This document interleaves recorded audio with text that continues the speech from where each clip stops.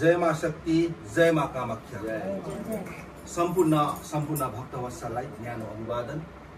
2025 महाअम्बुबाची योगमा आउनुभएका हाम्रा परम साधकहरू सबैलाई न्यानो अभिवादन। आज अम्बुबाची पर्वको दोस्रो दिन अर्थात् 23 जुन 2025 अविस्मरणीय क्षण छ हामीमा। आज यहाँ जुन हामी यहाँ भेटघाट भइरहेका छौँ भने यो माँ भगवती, देवी भगवतीको कृपाले आज हामी यहाँनिर बसेका छौँ। उत्तर दक्षिण पूर्व पश्चिमबाट चारै दिशाबाट आज एकै ठाउँमा हामी साधकहरू या सेवा दलहरू पनि भनौँ या एउटा मानव हामी एउटा एकै ठाउँमा बस्नु पनि देवी भगवतीको यो ठुलो असीम कृपा हो। र यस पर्वको योगलाई अझ सुनमा सुगन्ध बनाउन निमित्त आज हामीसँग जोडिनु भएको छ। श्रद्धाले नाम लिन चाहन्छु, मनबाट आदरसँग नाम लिन चाहन्छु आचार्य लोकेश्वर महाराज। उहाँलाई हामी पूर्ण रूपले स्वागत गर्न चाहन्छौँ।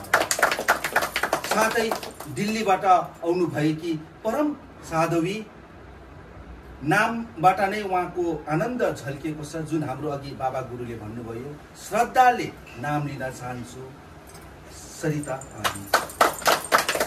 यस्तै प्रकारले तपाईँ हाम्रो सदैव हाम्रो अग्रज भएर भनौँ या हामीलाई नेतृत्व गर्ने भनौँ र हामीलाई सबैभन्दा बेसी माया गर्ने हाम्रो प्रिय नीलकण्ठ स्वामी बाबा, उहाँलाई पनि हामी हृदयबाट नमन गर्न चाहन्छौँ। यस्तै प्रकारले परम भक्त साधवी कलकत्ता क्षेत्र भन्न चाहन्छु।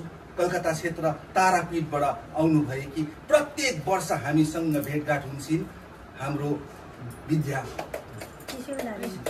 त्रिशूलधारी माता, स्वागत गर्न चाहन्छु। र यही स्वागतको क्रममा प्रत्येकको नामलाई म अघि नै उच्चारण गरी लिएर आउँदै पनि एक दुईवटा शब्द भन्न चाहन्छु। यो अम्बुबाची पर्व हाम्रो धेरैवटा कुरोको सिग्निफिकेन्स राखेर जान्छ। यसले बहुत कुरोको यसले हामीलाई छाप राखेर जान्छ।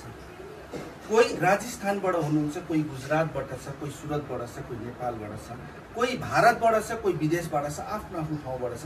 तर एकै ठाउँमा आएर बस्ने पर्व कुन हो? अम्बुबाची। अरू बेला हेर्नु हो भने हाम्रो उहाँ दिल्लीमा हुनुहुन्छ, उहाँ उत्तराखण्डमा हुनुहुन्छ, तर एकै पर्वमा हामी सम्मिलित भएर बस्ने कुन पर्व हो? हाम्रो अम्बुबाची। त्यो पनि हाम्रो एउटा सिग्निफिकेन्स हो यो अम्बुबाची मेला। अम्बुबाची मेला भूमि रज भन्ने मात्र हामीले यसलाई नबुझौँ। यो हाम्रो साधु सन्तको मिलन पनि, यो हामी आत्मा मिलनको पनि एउटा यो पर्व हामीले मान्न पर्छ। किन भन्दाखेरि भोलिदेखिको जब यो 26 तारिक उता सकिसकेपछि चाडपर्व त आइरहेका छन्, भेटघाट पनि हुन्छन्, तर यो पर्व आउँदैछ। र यसरी तपाईँसँग परिचयको माध्यमलाई अघि राखी लिएर आउँदै साधनाको क्षेत्रमा आफ्नो योगदान, साधनाको क्षेत्रमा आफ्नो योगदान प्रदान गर्नुहुने भएकी दार्जिलिङबाट आउनुभएकी हाम्रो एक परम आदरणीय माताजी दुर्गा, उहाँलाई पनि हामी स्वागत गर्न चाहन्छौँ। दार्जिलिङ स्थित गान्धीग्राममा उहाँले आफ्नो मन्दिर स्थापित गरेर लोक कल्याणको निम्ति उहाँले आफ्नो जीवनलाई नै समर्पित गर्नु भएको छ। यस्तो परम साधवीलाई हामी महायोग अम्बुबाचीमा हामी स्वागत गर्न चाहन्छौँ। लगायत माँ दक्षिणेश्वरी मनसा देवी मन्दिरबाट आउनुभएकी हाम्रो सङ्गीता माताजी, जुन बाबा गुरुले हाम्रो अघि नै भनिसक्नु भएको छ, जति जप गर्नुहुन्छ, जति तप गर्नुहुन्छ, त्योभन्दा बेसी उहाँले जनसेवा नै गर्नुहुन्छ। उहाँले व्यवस्थापन नै मिलाइदिनुहुन्छ, अर्थात् म्यानेजमेन्ट नै उहाँले पूर्ण रूपले राखिदिनुहुन्छ। र उहाँलाई पनि हामी यस्तो महायोगमा हामी उहाँलाई स्वागत गर्न चाहन्छौँ। यसै परिचयको क्रममा धेरै वर्ष भइसक्यो उहाँसँग एउटा आत्मीयता जोडिएको, मनमा उहाँलाई यति साह्रो एउटा उहाँले ठाउँ एउटा छाप राखिदिएको छन्। भनिन्छ नि मान्छेले दुईवटा कुरोले मनमा छाप राख्छ अरे, एउटा राम्रो एउटा नराम्रो।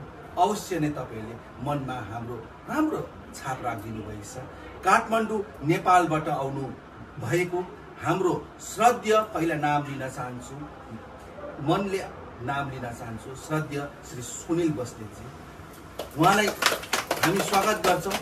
र अस्ति हामी सबैको पक्षबाट हामीले सुरुवातमा नै हामीले अबुबाची पर्व सुरु हुनुभन्दाखेरि अघिल्लो दिन नै हामीले उहाँलाई हामीले एउटा सम्मान कार्यक्रम पनि हामीले अगावै राखिसकेको छौँ। किन गर्यौँ? उहाँको सेवाको कदर गरेर।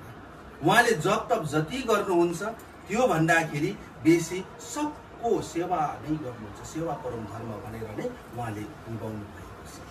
साथै उहाँसँग उहाँको अर्धाङ्गिनी हाम्रो माताजी स्वेच्छा माताजीलाई पनि हामी यहाँनिर स्वागत गर्न चाहन्छौँ, जसले आफ्नो जीवनलाई अब जति बाँकी रहेको जीवन छ, जति पनि जीवन मैले बिताउँछु लोक कल्याणको निम्ति नै मैले समर्पित गरिदिएको छु भनेर उहाँले भन्नुहुन्छ। राजस्थानबाट आउनुभएको देवी कामरूप देवीको साधक हाम्रो मुकेश महाराजजीलाई पनि हामी स्वागत गर्न चाहन्छौँ। यस्तै प्रकारले आज यो भिडियोलाई जति पनि छ क्याप्चर गरी लिएर आउने हाम्रो राजस्थान सुरतबाट उमेरले सानो भए पनि र साधनामा उहाँले कदम चालिसक्नु भएको छ। आफ्नो पण्डिताइन उहाँले एकदमै राम्रो उत्कृष्ट प्रकारले राखिसक्नु भएको छ। उहाँले हाम्रो उहाँको नाम अर्कै भए तापनि उहाँलाई लोकप्रिय नाम सबैले राखिदिएका छन्। बाल्यकाल हुँदादेखि लोकप्रिय नाम राखिदिएका छन्। उहाँ बटुक महाराजलाई पनि हामी स्वागत गर्न चाहन्छौँ। र यस्तै प्रकारले आज परिचयको क्रममा तपाईँ हामी त यहाँनिर छँदैछौँ, हाम्रो एकअर्काको परिचय भयो। र अहिले हामीसँग जोडिएका अन्य साधु सन्तहरू छन्, अन्य साधकहरू पनि हुनुहुन्छ, जसको हामीले परिचय यहाँ अहिले राख्न सकेको छैन, अर्थात् उहाँहरू उपस्थित हुनुहुन्न। तर एकै मुष्टमा हामी उहाँहरूलाई पनि हामी के गर्न चाहन्छौँ, उहाँलाई पनि हामी स्वागत तुल्याउन चाहन्छौँ। र जाँदा जाँदा अन्तमा एउटा सानो यो भिडियो मार्फत नै तपाईँहरूलाई जानकारी पनि गराइलिएर आउँदैछु। जसरी हाम्रो कामाख्या एउटा परिषद भनेर हाम्रो यहाँनिर एउटा फाउन्डेसन एउटा संस्था स्थापित भएका छन् भनेपछि दार्जिलिङ पश्चिम बङ्गाल दार्जिलिङमा पनि एउटा संस्था हाम्रो स्थापित भइसकेका छन्। आज माको दरबारमा यो पनि हामी यहाँनिर जानकारी गराउन चाहन्छौँ। त्यो हाम्रो के छ नाम? भारतीय आध्यात्म सर्जक मञ्च। भारतीय आध्यात्म सर्जक मञ्च भनेर 2024मा नै यसको गठन भइसकेको हो। र यो 2024मा जुन गठन भइसकेकोमा यसमा प्रमुख कोही भन्ने छैन, सबैजना प्रमुख आफ्नो आफ्नो उयसमा छन्। तर यसको मुख्यमा को हुनुहुन्छ भनेर भन्दाखेरि हाम्रो दुर्गा माताजी हुनुहुन्छ, हाम्रो सङ्गीता माताजी हुनुहुन्छ, हाम्रो गुरुमा हुनुहुन्छ, म छु। साथै नाम छुट्न म चाहदिनँ। हाम्रो सुरजित गुरु हुनुहुन्छ, हाम्रो तुलसी माताजी पनि हुनुहुन्छ, उहाँ दुईजना पनि हुनुहुन्छ। र हाम्रो पनि उद्देश्य त्यही हिसाबले हामीले राखेको छौँ। र हामीले 2024मा हामीले यसको एउटा सानो छोटो कार्यक्रम पनि गरिसकेकै छौँ हामीले। र आउँदो दिनमा हाम्रो कार्यक्रम रहेको छ। र अब परिचयको क्रममा राख्दै यहाँनिर परिचय म राख्न चाहन्छु। माँ शक्तिधाम शिष्य, माँ शक्तिधाम अग्रिम पन्थीका शिष्य गुरुमा समिका गुरु आज उहाँ पनि हामीसँग उपस्थित हुनुहुन्छ। यस वर्ष मात्र होइन, अघिल्लो सालहरूदेखि उहाँ हामीसँग जोडिनु भएको छ। र यो क्षेत्रमा, यो साधनाको क्षेत्रमा 2 दशक भइसकेका छन्। उहाँले आफ्नो साधना, आफ्नो सेवा गरिरहनु भएको छ। केवल उहाँको पनि भनाइ के छ, जप तप मात्र होइन, कर्म गर्ने हात नै ठुलो, सेवा नै गर्छु, त्यो झरेको ग्लासलाई नै उठाएर बरु राखिदिन्छु, पानी नै बरु सर्भ गर्छु भन्ने इत्यादि यस्तो सेवा राख्नेछन्। र बुझेर लिएर आउँदा तपाईँ हामी सबैको भावना त्यही छ। र यस्तै प्रकारले सबैलाई स्वागत तुल्याउँदै जय मा शक्ति, जय मा कामाख्या।